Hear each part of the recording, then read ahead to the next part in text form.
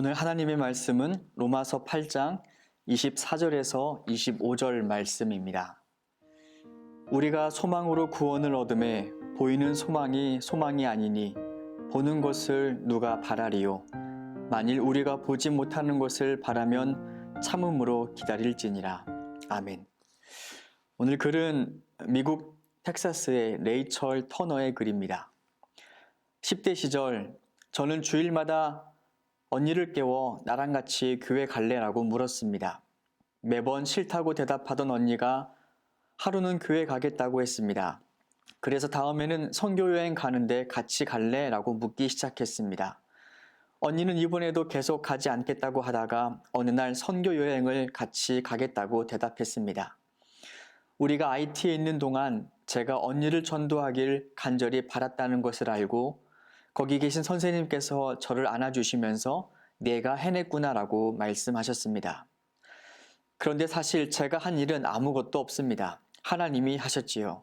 저는 하나님을 위한 목소리만 냈을 뿐입니다. 저는 교회에 같이 가자고 말하고 언니는 거절했던 주일 아침마다 한 명의 자녀가 하나님 나라에 받아들여지는 날이 일주일씩 가까워지고 있었던 것입니다. 그래서 하나님은 웃으셨습니다. 선생님이 저에게 축하를 해주셨을 때 저는 하나님께서도 하나님의 때를 신뢰한 저에게 고마워하신다는 사실을 깨달았습니다. 제가 싫어라는 소리를 한 번씩 들을 때마다 하나님 대신 제가 그 소리를 듣게 된 것입니다.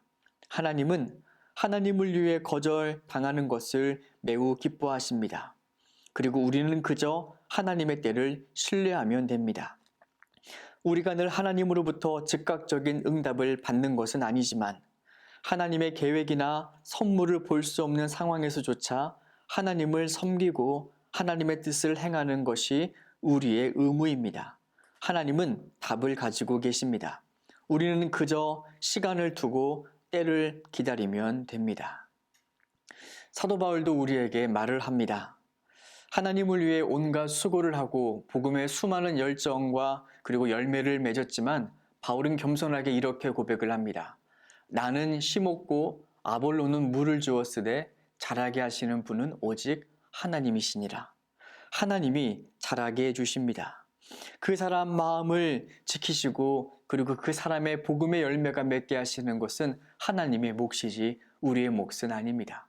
우리는 그저 그 말씀에 순종하고 믿고 복음을 전하고 흘려보내면 됩니다. 하나님의 때에 하나님의 시간에 그리고 하나님의 방법으로 그 사람 마음에 열매를 맺게 하십니다. 우리는 그저 통로이자 하나님의 도구일 뿐입니다. 함께 기도하겠습니다. 하나님, 우리 주변에 아직 주를 믿지 않는 우리의 가족, 형제, 사랑하는 친구들이 있습니다.